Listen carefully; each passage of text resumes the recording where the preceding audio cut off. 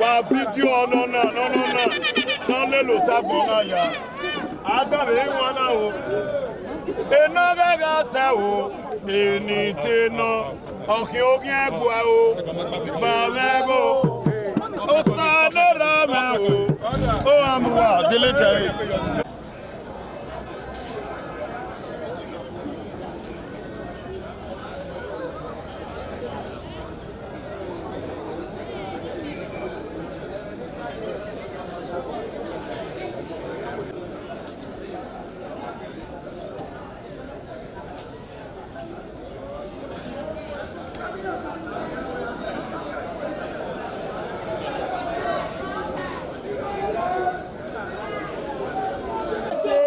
Is enough. This is never heard of.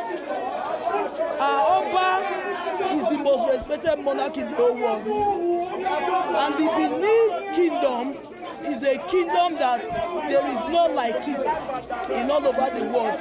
Our cultures and our traditions, our things are one of our prides. And so we have come to say, for you to bring the monarch to the court, you have equally brought the full Benin to the court. And so we are here today to say enough is enough. we are not taking it lightly. It's so painful because our reverend king is a king that when you mention his name, people tremble.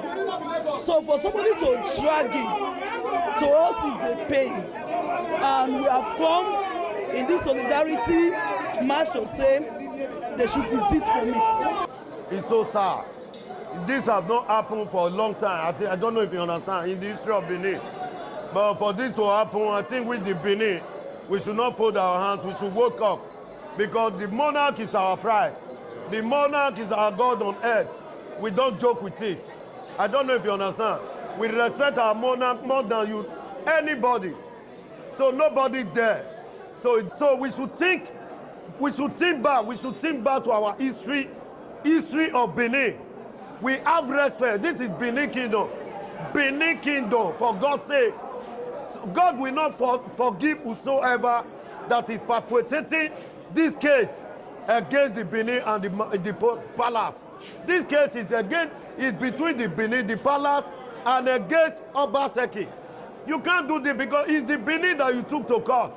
You should get that in mind. You should get that in mind. It's the entire Benin that you took to court. And God will not allow you to disgrace our monarch. Thank you. This is all I have for you for now. God bless you. How about talk, Mary? The miscreants, some Enogies that are enemy to the palace, that took the palace to court. Okay. That is why we are here. Okay. They are enemy of the palace, the enemy of the land, the enemy of everybody. So for how long has this matter been court? Since 2022. Okay, so you are here to show your solidarity. Solidarity for the palace, and to tell the palace that I'm solidly behind the culture, solidly behind the kingdom. Magure madenena, obima, obedohi afefefe, eredohi, erima eno, ototo emahiaje, imalele ati emanave denena. Mado gwesi yosege ne doru dawoja aja sinye woma. Agwa batakme. Agwa batile no swabo koko esagin oya hausa undoba mayanare madenena. Why did they take over?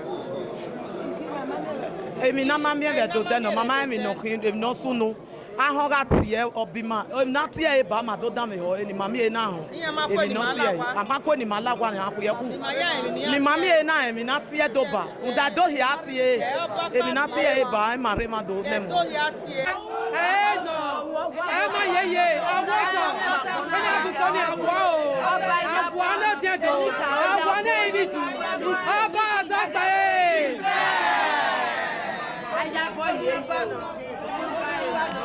People are assuming and they are overstepping and they are trying to belittle our God on earth, which is our Oba. Talk and where made a year.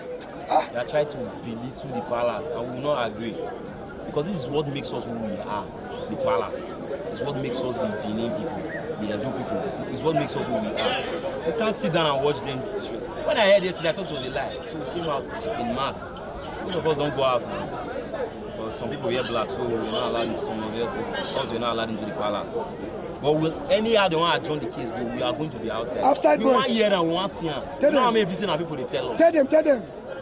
You understand? We don't want to be busy and people tell us. We want to really see them for real. What did they give these people the confidence to say? What did they give them the morale?